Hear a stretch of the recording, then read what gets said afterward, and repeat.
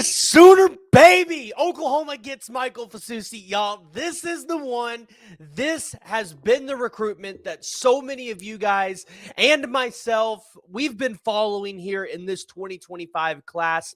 This was the big fish that Oklahoma needed to land to make this a to an A+ class. And let me tell you, this is Bill Bedenbaugh's best commit that he has ever landed at the University of Oklahoma. So, of course, today we got to talk about Michael Fasusi committing to the University of Oklahoma.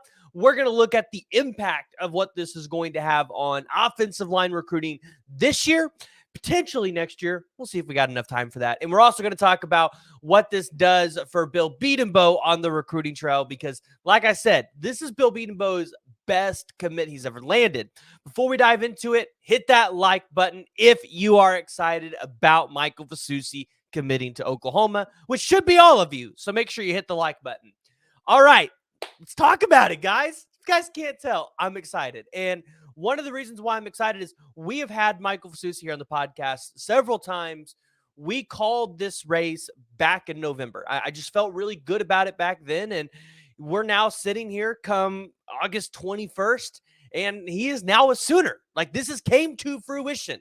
This is a 5-star offensive tackle. This is the position where Oklahoma fans have so desperately wanted the 5-star, but we haven't been able to get it. And Bill Bedenbaugh has caught a lot of flack on the recruiting trail. Now, deservedly so, if he deserves it or not, Bill Bedenbaugh has done a phenomenal job at developing offensive line talent, putting them in the NFL. And his best recruit outside of Fasusi was Brave Walker, who was the number 29th player in the country in his respective class. Brave Walker didn't turn out to be what everybody thought he would be. And then you go down the list. Savion Byrd, Nate Anderson. They didn't blossom. Now, Caden Green, I think, would have hit if he would have stayed at Oklahoma, but he transferred to Missouri. Andrew Rame, obviously, I don't think he developed into the maybe first or second rounder that a lot of people thought he could be, but he got a shot. You go down the list and you look at some of the other players he's gotten, like a Creed Humphrey or a Ben Powers or a Orlando Brown, like guys like that. Like, they have developed, they've gotten those NFL contracts, and this is what has given Bill Bedenbaugh the name to be able to go out there and land a guy like Michael Fasusi. The question is Bill Bedenbaugh going to be able to develop Michael Fasusi into the first-round offensive tackle that I think we all expect him to be? And I say that because Michael Fasusi is the best left tackle in this class. I know you still have a David Sanders out there. Andrew Babalola plays on the right side.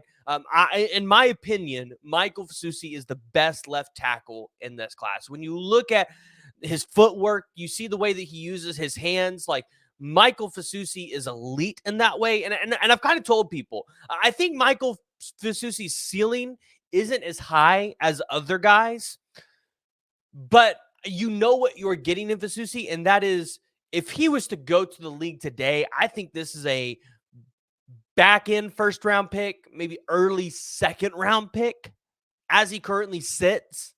Now, obviously, you're going to be like, well, there's got to be some development in there, or there's got to be some fine-tuning of his skills. True.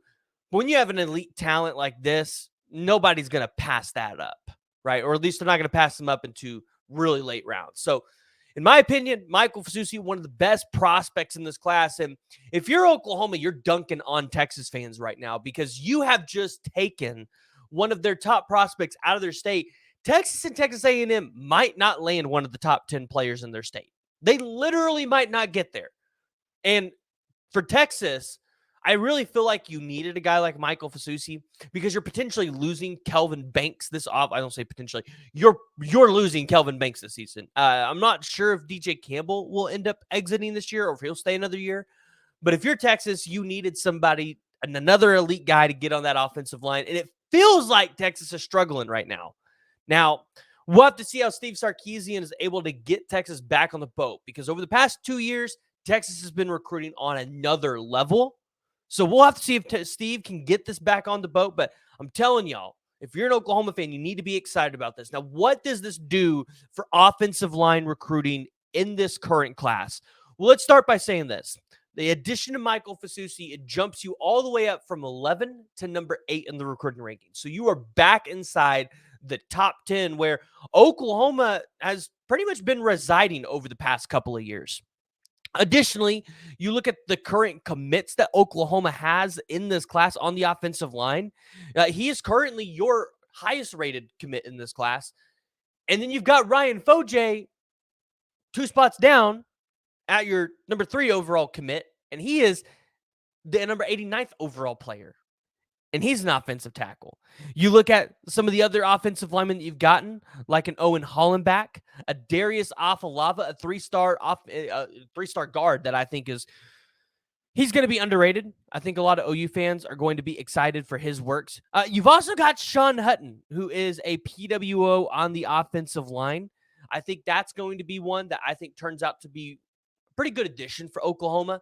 The question is, do we get an Andrew Babalola, or do we try to go out there and flip somebody? At this point, I would say the room is too full to get a guy like Andrew Babalola. The opportunity still might be there because Andrew Babalola is a right tackle, but I just don't see Oklahoma landing 2 5-star offensive tackles. If that happens, I'll eat crow. I will be wrong. It just seems like it's unlikely at this current point in time. Lamont Rogers would be the only one that I would look at and say Oklahoma has a decent shot at flipping, because Sean Hunt and Michael Fasusi are actually pretty close with Lamont Rogers. And now that they're both here in Norman, you would imagine they would do all they can to try to convince Lamont Rogers to flip, come to Oklahoma, and be a part of the squad, be a part of, hopefully, one day a future Joe Moore Award-winning offensive line. Now, in terms of 26, what does this do? Well, I definitely think it makes it to where you take a smaller class in 26. I've talked about it at length. You've got guys like Brett College, you've got a Felix Ojo, you've got a Deacon Schmidt, you've got a Noah Best, which Deacon Schmidt and Noah Best have predictions in favor of Oklahoma. I think Oklahoma probably only takes about 4 offensive linemen in that 26 class, maybe 5, depending on how much attrition you have in this room. But from what you got in the 24 class and what you've gotten here in the 25 class, you would presume 26 would be a little bit smaller of a class. I would bet Felix Ojo would be your Michael Fasusi of the 2026 class, where he's that gem everybody wants, everybody's watching. Oklahoma's in a really good spot there. But the big news of today is Michael Fasusi, the number 12 overall player in the country, picks the Oklahoma Sooners over Texas A&M. He had 37 total offers. So he had them from Georgia, from Alabama, from Michigan, right? He had those schools that you look at when it comes to offensive line recruiting. And again, his true potential as a offensive tackle, it's unmatched. His physical tools, his athletic ability, his wingspan, which I think is coming in close to 7 foot, if I remember correctly. This is a guy that you want. This is a guy that he's going to show up day one, and he's going to try to compete for a starting spot right away. So if you're an Oklahoma fan, you're excited. Jump in the comments below. Give me your thoughts. Hit the like button if you're excited about Michael Fasusi committing to the University of Oklahoma. And as always, hit the like, hit the subscribe button to let me know that you guys want more recruiting content.